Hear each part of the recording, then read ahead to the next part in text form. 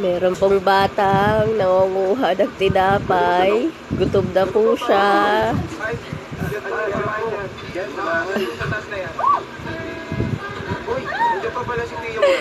Yung may mga gusto po magpadala ng pagkain para sa batang to, isend nyo lang po dito sa Mr. DJ Store.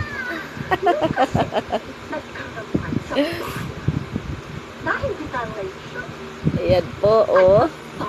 Siya tay Tommy po, ang bata. Kumain na po mag-isa.